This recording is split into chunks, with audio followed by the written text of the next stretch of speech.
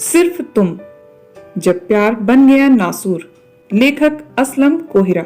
यह भी कोई जीना है?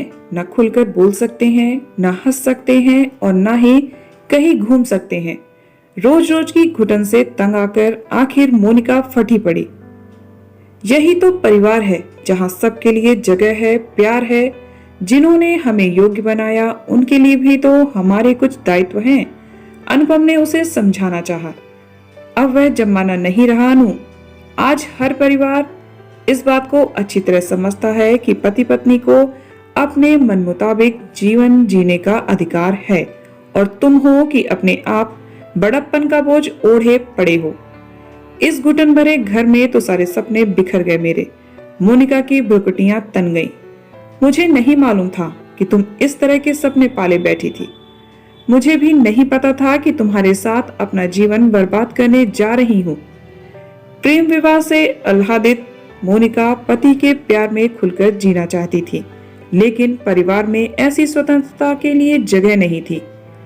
कुछ दिनों तक उसने दबी आवाज में अपना दुख व्यक्त किया, लेकिन जब अनुपम ने उसकी बात को गंभीरता से नहीं लिया तो उसके सब्र का बांध टूटना ही था। सो टूट गया। उस दिन से दोनों के बीच संबंधों में शिथिलता आ गई। दोनों बात तो करते, लेकिन उसमें औपचारिकता ने घर बना लिया था। दिवाली की छुट्टियां पड़ी तो मोनिका अपने मायके जाने की जिद करने लगी। घर वाले चाहते थे बहू उनके पास रहे। अनुपम ने भी समझाया, लेकिन वह नहीं मानी। इससे आगे बढ़कर उसने अनुपम को भी मायके में दिवाली मनाने को कहा। अनुपम को यह व्यवहार कांटे जैसा लगा, लेकिन विवाद से बचने के लिए थोड़ी नानुकुर के बाद उसने समर्पण कर दिया। अपने घर वालों को उसने यह सांत्वना देकर मनाया कि एक दिन बाद आ जाएगा। अम्मा बाबूजी और छोटे भाई बहनों के चेहरों पर उपजी वेदना को महसूस करके वह मर्माहत हो उठा था। अनुपम मोनिका के साथ गया, पर दुखी मन से। वह कुपित था उसके ढीठ व्यवहार पर। दूसरे दिन सास ससुर ने भी उसे अघोषित रूप में समझाना शुरू कर दिया। बेटा, कुछ अपने होने वाले परिवार के बारे में भी सोचो। कल को बच्चे होंगे, उनकी शिक्षा, कैरियर सब देखना होगा। बेहतर हो तो अलग घर ले लो। छोटे घर में कैसे गुजर होगी? दोनों कमाते हो, कोई आर्थिक परेशानी तो है नहीं। आदि आदि अनुपम बुझे मन से हाँ हूं करता रहा, लेकिन यह बात उसे चुभ गई कि मोनिका ने अपने माता पिता के माध्यम से यह नया जाल फेंका। वह लौटना चाहता था, मगर मोनिका ने कुछ प्यार की अल्हड़बाजी और कुछ रूठने मनाने के बहाने कुछ दिन और रुकने का अड़ंगा लगा दिया। वह दोहरे तनाव में फंस गया। घर में अम्मा बाबूजी और भाई बहन के फोन पर फोन आ रहे थे और इधर मोनिका उसे अपने पल्लू से बांधे पड़ी थी। वह घर वालों से बहाने बनाते बनाते थक गया। पूरी छुट्टियां खत्म होने के बाद ही दोनों लौटे। घर आते ही स्थिति पहले से ज्यादा तनावपूर्ण हो गई। घर वालों की कुपित मुख मुद्रा और अघोषित टीका टिप्पणी ने मोनिका के माथे पर आक्रोश की रेखाएं खींच दी। अनुपम तो पहले से ही खिन्नता से भरा हुआ था। मोनिका के घर वालों ने अलग होने के लिए जो पट्टी उसे पढ़ाई थी, उसका प्रभाव भी कुछ दिनों बाद दोनों पति पत्नी के संबंधों पर पड़ने लगा। उसको लेकर दोनों के बीच हो रहे वाक्य युद्ध की जानकारी जब अनुपम के घर वालों के कानों तक पहुंची तो रविवार की छुट्टी के दिन अच्छा खासा बखेड़ा हो गया।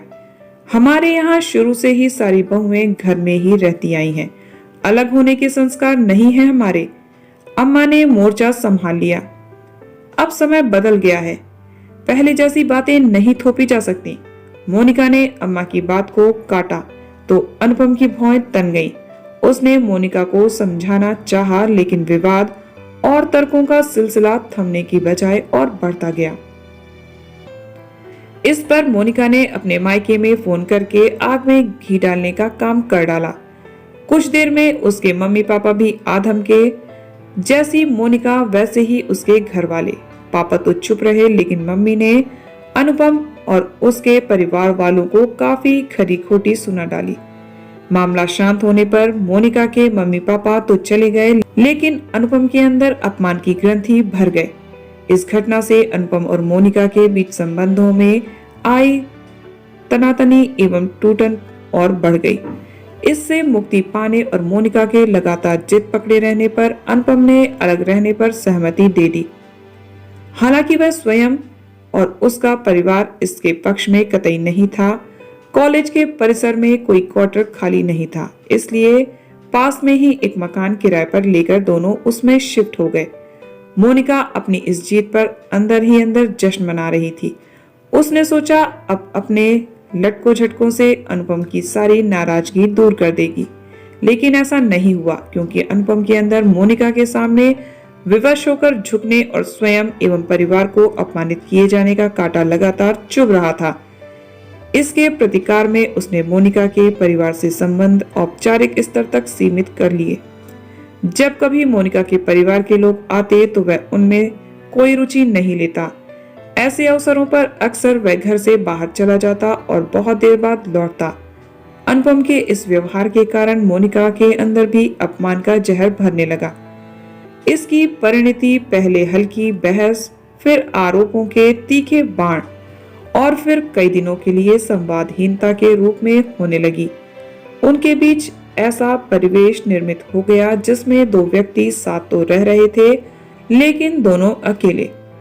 घरेलू जरूरतों के लिए ज्यादातर अनुमान और आभास का सहारा, संवादहीनता से उपजी असहनीय त्रासदी। दोनों के बीच चल रही तनातनी के बीच बच्चे की पैदाइश भी टाल दी गई। यह कैसी स्थिति आ गई घर में, इसकी तो कल्पना तक नहीं की थी। धीरे धीरे दोनों के अंदर विवाह को लेकर पश्चाताप ने घर बनाना शुरू कर दिया। इससे मुक्ति पाने के लिए वे कल्पनाओं में वैकल्पिक दिवा स्वप्न देखने लगे। काश किसी और से विवाह करते तो यह त्रासदी नहीं सहनी पड़ती। व्यक्ति के अंदर नैसर्गिक भावनाओं की पूर्ति का प्रवाह हमेशा बना रहता। मोनिका और अनुपम भी इससे अलग नहीं थे। समय बीतने के साथ साथ संवादहीनता की स्थिति ने अनुपम और मोनिका के अंदर अपनी भावनाओं को किसी दूसरे व्यक्ति के साथ शेयर करने की भूख बढ़ा दी। घर में नीरवता से दम घुटने लगा तो अनुपम अपनी साथी प्रोफेसर प्रेरणा की ओर आकर्षित होने लगा।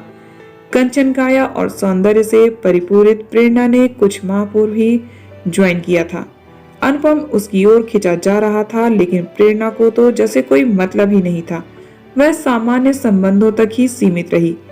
इससे अनुपम के अंदर प्रेरणा से प्रेम पाने के लिए बेचैनी और बढ़ती गई। वह उसके प्रेम सागर में डूब जाने के लिए तरह तरह के प्रयास करने लगा, लेकिन प्रेरणा ने उसे उपेक्षित ही बनाए रखा, कारण वह पहले से ही किसी के प्रेम पाश में बंधी हुई थी। उसे छोड़कर एक विवाहित आदमी से क्यों जुड़ती? अनुपम इससे अनभिज्ञ था। ऐसे में वह दोहरी वेदना से भरे द्वंद में फंसा। पत्नी दूर हो चुकी थी और प्रेमिका पास नहीं आ रही थी, तो क्या सारा जीवन ऐसे ही रिक्तता में बीत जाएगा? यह प्रश्न रह रहकर उसके मन में उभरने लगा। यह स्थिति अकेले अनुपम के साथ ही हो ऐसा नहीं था। मोनिका को भी प्रेम के अभाव ने विचलित करना शुरू कर दिया। बस यंत्र चालित जीवन रह गया था। सुबह उठना, ब्रेकफास्ट तैयार करना, दोपहर का खाना बनाकर रख देना, अपनी अपनी सुविधा के अनुसार ब्रेकफास्ट, लंच और डिनर अलग अलग करना, डिनर के बाद बेड पर अपने अपने हिस्सों में दुबक जाना, रोजाना का यही क्रम बन गया था। सब कुछ भावहीन क्रियाओं के साथ। संवादहीनता से उपजी त्रासदी के बीच मोनिका का मन प्रेम भाव की संतुष्टि के लिए रात दिन छटपटा रहा था, उद्वेलित हो रहा था। कितना भी कृत्रिम बनो, मगर नैसर्गिक जरूरतों को मारना बहुत दुष्कर होता है। मोनिका के अंदर भी रह रहकर एक चाह उमड़ रही थी कि कोई ऐसा अपना जिसके कंधे पर सिर रखकर प्रेम सुख पा सके, अपनी भावनाओं को शेयर करके जीवन में आई रिक्तता को भर सके। इससे वशीभूत उसका मन एक हमसफर को तलाशने लगा और सामने आ गया उसका अपना पीएचडी स्टूडेंट, उससे 2 वर्ष छोटा गौरव, जिसकी ओर बढ़ते कदमों को वह रोक नहीं पा रही थी। शनिवार को अवकाश था। घर के घुटन भरे परिवेश से मुक्त होने के लिए मोनिका नैनीताल के किनारे ठंडी सड़क पर आ गई थी। गौरव से मिलने पीएचडी पर डिस्कशन के बहाने पुल के पास से गुजरती ठंडी सड़क किसी अकेले व्यक्ति, युवा प्रेमी जोड़ों एवं नवविवाहित पति पत्नियों के घूमने के लिए एकदम माफूल है। दुख के क्षणों में भी इसकी धुन में लिपटी नीरवता बहुत सुकून देती है। मोनिका के लिए भी यह सड़क कुछ ज्यादा ही जानी पहचानी हो गई थी। सड़क के किनारे गुलमोहर के पेड़ों के नीचे बेत की लकड़ी से बनी बेंच पर बैठकर उसने दूर तक नजर डाली तो अनुपम के साथ बिताए कई पलों की यादें ताजा हो गईं। अनुपम से मोनिका की पहली मुलाकात इसी ठंडी सड़क पर हुई थी। वह अनुपम जो आज उसका पति है, पहले कभी उसका प्रेमी हुआ करता था। बड़ा खूबसूरत शहर है नैनीताल, चारों तरफ पहाड़ियां और बीच में नैनीताल, जिसने शहर को दो भागों में बांट रखा है, इधर तल्लीताल और उधर मल्लीताल। मोनिका और अनुपम दोनों के घर तल्लीताल में थे और डिग्री कॉलेज जहां वे पढ़ते थे मल्लीताल में था। अनुपम के पिता सीनियर वकील थे और मोनिका के पिता उनके जूनियर। अनुपम और मोनिका के बीच प्रेम पनपने में दोनों के पिताओं के प्रोफेशनल करियर से ज्यादा ठंडी सड़क की खास भूमिका थी।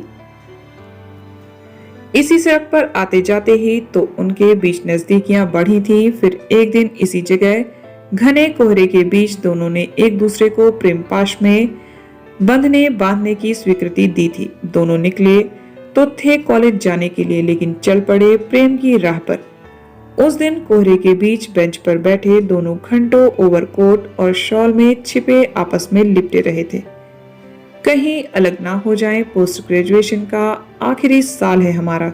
भीगी पलकों के साथ मोनिका अनुपम के सीने में सिमट गई। आखिरी साल है तो क्या हुआ, हमें तो आखिरी सांस तक साथ रहना है। अनुपम ने भी मोनिका को जोर से आलिंगन में भींच लिया। तुम परेशान मत हो, देखो ऐसा करते हैं, फिलहाल हम दोनों पीएचडी में एडमिशन ले लेते हैं।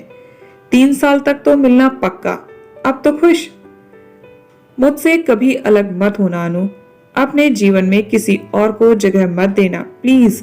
मोनिका की आंखों से आंसू थमने का नाम नहीं ले रहे थे। मेरे लिए तो सब कुछ तुम ही हो मोना, कहते हुए अनुपम ने उसके माथे पर चुम्बन जड़ दिया।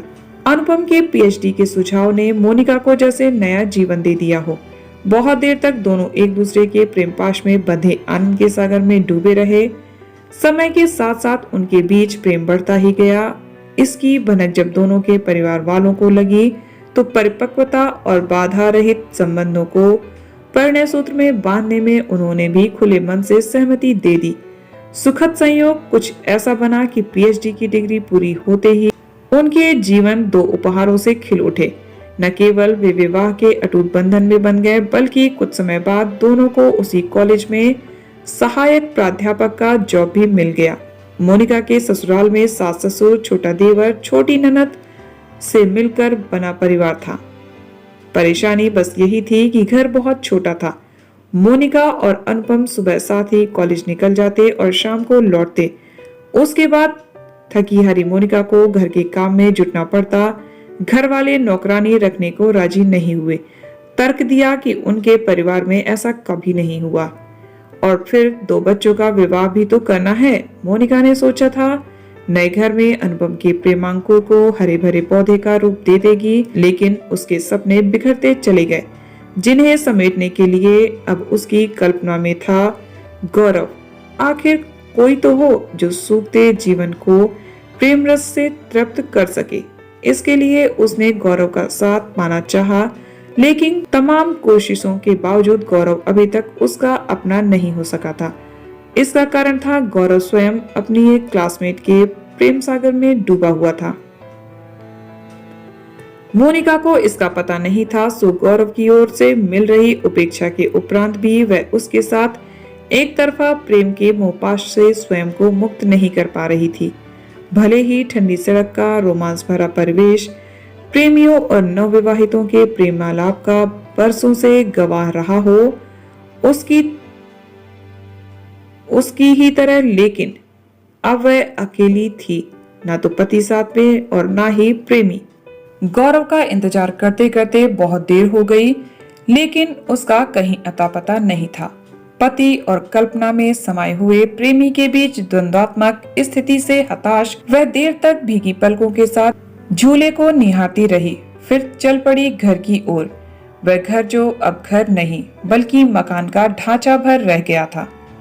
भाव शून्यता एवं संवादहीनता के कारण अनुपम और मोनिका के लिए अवकाश के दिन भी बोझ बन गए थे। ऐसे ही अवकाश के दिन ब्रेकफास्ट के बाद मोनिका और अनुपम अपने अपने मोबाइल पर चिपटे हुए थे। तभी उनके घनिष्ठ मित्र तुषार और नेहा उनसे मिलने आ पहुंचे। दोनों नगर निगम में सेवारत थे। तुषार जूनियर इंजीनियर और नेहा वहीं हेड क्लर्क के पद पर। उन्होंने प्रेम विवाह किया था और बहुत खुश थे। चारों लॉन में आ गए। बातों ही बातों में दोनों के टूटते संबंधों के बारे में जानकर तुषार और नेहा दुखी हो उठे। घर पहुंचकर दोनों ने आपसी मंत्रणा कर अनुपम और मोनिका के संबंधों को बचाने की रूपरेखा तैयार की। इसके लिए अनुपम और मोनिका से अलग अलग बात करना जरूरी था। उसी शाम उन्होंने अनुपम को चाय पर बुलाया। चाय पीने के बीच बात शुरू की तुषार ने। अनुपम, क्या बात है? यूं घुट घुट कर क्यों जी रहे हो? जीवन को क्यों नर्क बना रखा है? हमसे कुछ छिपा नहीं है। मोनिका ने मेरा जीवन बर्बाद कर दिया है। अब साथ रहना मुश्किल है। अनुपम ने अपने मन की बात कह दी। फिर और कुरेदने पर पूरी भड़ास निकाल दी। अरे हो जाती हैं ऐसी बातें। अभी कुछ नहीं बिगड़ा है। साथ रह रहे हो ना? नेहा ने समझाया। कैसा साथ? नर्क बना रखा है घर को। प्यार में बड़ी शक्ति होती है। तुम्हारे प्रेम पाश में बंध गई तो कहीं जाना नहीं चाहेगी। तुम परेशान मत हो, हम मोनिका को भी समझाएंगे। नहीं, अब और नहीं सहा जाता। दूसरा साथी तलाशना ही होगा। अनुपम ने दो टूक कह दिया। यह आसान नहीं है और उचित भी नहीं है। तुम्हारी पत्नी है ना घर में? तुषार ने समझाया। वैस जब मुझसे बात ही नहीं करती तो कैसी पत्नी? आखिर मैं इंसान हूँ, मुझे भी तो प्रेम सुख चाहिए। कहाँ जाऊं? इसके लिए घर में मोनिका है तो जरा सोचो। बाहर वाली को प्रभावित करके अपना बनाने में जितना प्रयास करोगे, धन और समय खर्च करोगे, उससे कम में तो मोनिका स्वयं ही तुम्हारी गोद में लुढ़क आएगी और फिर उसे भी तो तुम्हारी जरूरत होगी। नेहा ने अनुपम को छेड़ते हुए कहा। अरे प्रेमिका तो घर में ही है, बाहर तो बेकार ही हाथ पैर मार रहे हो। उसका क्या भरोसा? मारीच का निकली तो। समाज और कानून की भी तो मर्यादाएं हैं यार। घर में मोनिका नाम की जो लड़की है उसी को प्रेमिका समझकर क्यों नहीं फुसलाते? आखिर शादी से पहले भी तो उसके आगे पीछे डोलते रहते थे। कहते हुए तुषार ने आंख मारी तो न चाहते हुए भी अनुपम के चेहरे पर हंसी आ ही गई। और फिर घरवाली से प्रेम प्रदर्शन में ना तो कोई रिस्क और ना ही समाज और कानून का डर। इस पर सभी जोर से हंस पड़े। तुषार ने आगे कहा। अनुपम, इस तरह के उतार चढ़ाव तो हर परिवार में आते ही रहते हैं। इसका अर्थ यह तो नहीं कि स्थिति को संभालने के बजाय दूसरा विकल्प तलाशा जाए। अच्छा सुनो, नेहा ने तुषार के साथ चुहलबाजी की। अगर मैंने मुंह फेर लिया तो क्या करोगे? अरे मोहतरमा, आपकी मिन्नतें करेंगे, मनाएंगे, फुसलाएंगे, बहकाएंगे, कुछ भी करेंगे, लेकिन तुम्हें अलग नहीं होने देंगे। तुम्हारे बिना हमारा जीवन ही कहाँ? तुषार ने कहा कि बाह में चिकोटी काट ली। तुषार ने नेहा की बाह में चिकोटी काट ली। ऐसे में किसकी मजाल कि तुम्हारे प्रेम जाल से छूट सके? नेहा ने मुस्कुराते हुए कहा। तुषार और नेहा के घर से लौटते हुए अनुपम काफी हल्का महसूस कर रहा था। उसे लगा जैसे एक बड़ा बोझ उतर गया हो। दूसरे दिन तुषार और नेहा ने मोनिका को भी शाम को चाय पर अकेले बुलाया, लेकिन उसे अनुपम के साथ हुई बातचीत के बारे में नहीं बताया। देखो मोनिका, तुम अंदर ही अंदर घुट घुट कर क्यों जी रही हो? बात क्या है? चाय पीने और औपचारिक बातों के बाद नेहा ने पूछा। अनुपम एकदम बदल गए हैं, पहले जैसे नहीं रहे। मोनिका के स्वर में वेदना थी। उसने भी जो भी मन में था सब खोलकर रख दिया। उद्वेलित मन थोड़ी सी भी सहानुभूति पर फूट पड़ता है। ऐसा नहीं है, तुम्हारी सोच बदल गई है। एक ग्रंथि पाल ली है तुमने। क्या वह तुम्हें प्रताड़ित करता है, हिंसा करता है तुम्हारे साथ, घर गृहस्थी की ख्याल नहीं रखता? तुषार ने एक साथ मोनिका के सामने कई सवाल रख दिए। नहीं, ऐसा तो नहीं है। वे तो हर बात का ख्याल रखते हैं, जोर से बोलते तक नहीं, लेकिन बस मेरे लिए उनका प्रेम समाप्त हो गया है। मेरे भी कुछ अरमान हैं। कभी कभी लगता है कि कोई तो हो जिसके साथ अपना मन हल्का कर सकूं। कहते हुए मोनिका फूट फूट कर रो पड़ी। देखो मोनिका, तुम दोनों के दिलों में एक दूसरे के प्रति प्रेम कम नहीं हुआ है। ईगो से जन्मा एक खालीपन है जो तुम दोनों को खाए जा रहा है। दूसरे साथी के लिए आकर्षण भी इसी खालीपन को भरने के लिए ही है। बस गलती यही है कि हम घर में प्रेम होते हुए भी उसे बाहर तलाशते हैं, यह जानते हुए भी कि उसे पाना बहुत मुश्किल होता है। उसके लिए घर में मिलने वाले प्रेम और खुशियों का गला मत घोटो प्लीज। थोड़ी देर में खामोशी के बाद नेहा ने समझाया, यार पति पत्नी के बीच किस बात का ईगो? इस ईगो और चुप्पी ने ही कई हंसते खेलते परिवारों की खुशियां छीन ली हैं। अनुपम अब भी तुम्हें ही चाहता है, मैं पक्के तौर पर कहती हूँ। वह भी तुमसे मिलने को बेचैन होगा। तुम थोड़ी पहल तो करो, नेहा ने भी समझाया। मुझसे नहीं हो सकता अब, मोनिका ने बुझे स्वर में कहा। अरे यार समझ तो, नारी के पास तो पुरुष को अपना बनाने के 1000 गुण होते हैं। पराये पुरुष को अवैध रूप में रिझाने में लगी हो और घर का अपना पुरुष तुम्हारे कब्जे में नहीं आ रहा। कमाल है, जरा प्रेम की बारिश तो करो, फिर देखना अनुपम कैसे खुद ब खुद तुम्हारे पास खिंचा चला आता है, और वह भी खुशामद करता हुआ। नेहा ने उसकी कमर में चिकोटी काटी तो वह खिलखिला पड़ी और फिर काफी सहज हो गई। मैं तो खुद बेबस हूँ इनके सामने। थोड़ा सा भी दूर भगाता हूँ तो तुरंत इनकी कातिल अदाएं अपने मोहपाश में बांध लेती हैं। क्यों देवी जी, ठीक कह रहा हूँ ना? तुषार ने नेहा की आंखों में झांकते हुए कहा तो सभी खिलखिला पड़े। तुषार और नेहा के चलाए तीर निशाने पर लगे। मोनिका घर पहुंची तो हिरणी जैसी प्रसन्नता के भाव से भरी थी। कमरे में झांका तो बेड पर अनुपम करवट लिए लेटा था। तो क्या बिना खाए ही सो गया? करुणा से उसकी आंखें द्रवित हो गईं। बहुत देर तक छिपती नजरों से उसे निहारती रही। वह उसे मासूम बच्चा सा लगा। भाव विभलता के साथ वात्सल्य भी उमड़ पड़ा। कई दिनों बाद उस अनुपम को देख रही थी जिसे पहले प्रेमी के रूप में हर पल अपनी आंखों में और अपने मन में समाये रखा था। उसकी नजरों के सामने प्यार होते समय की सारी यादें घूम आईं। क्या यह वही अनुपम है जिसके बिना एक भी पल नहीं रह पाती थी? तो अब क्या हो गया? कुछ देर तक उसका चेहरा निहारा तो सारे गिले शिकवे जाते रहे, सारी दूरियां तिरोहित होती गईं। क्यों ना मैं इस लड़के को ही अपना बनाऊं जो मेरे घर में ही है। अचानक उमड़े प्रेम से साहस पाकर पास चली गई। अनुपम सो रहा था। वह उसके पास लेट गई और बहुत देर तक उसके चेहरे को निहारती रही। आखिर छोटी छोटी बातों से उपजा ऐसा अहम किस काम का जो जीवन की खुशियों को ही छीन ले। लगा जैसे समर्पण में ही जीत है, हार नहीं। पति पत्नी में कैसा अहम। भावावेश में वह अनुपम के शरीर से बुरी तरह लिपट गई। तुम, क्या हुआ? जागने के बाद अनुपम ने पूछा तो मोनिका ने इटलाती भावभंगिमा और कटीली मुस्कान के साथ आंख मार दी। अनुपम के अंदर प्रेम पूरित रोमांस की लहर सी दौड़ गई। उसने मोनिका को अपने बाहुपास में जकड़कर कसकर भींच लिया।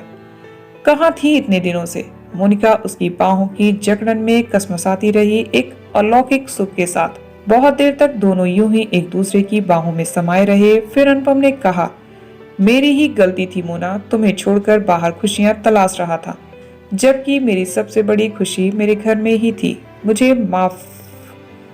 मोनिका ने तुरंत अनुपम के होठों पर अपनी उंगलियां रख दी। बोली, जाने मन, माफी तो मुझे मांगनी चाहिए। अपनी जिद को पूरा कराने के लिए तुम्हें दुख पहुंचाती रही, फिर भी तुमने कुछ नहीं कहा। मैं कुछ भी कहूँ तो मुझे समझाने का पूरा अधिकार है तुम्हें। तुम्हारी हर बात मानूंगी। अब इस घर को छोड़कर सबके साथ उसी घर में रहेंगे।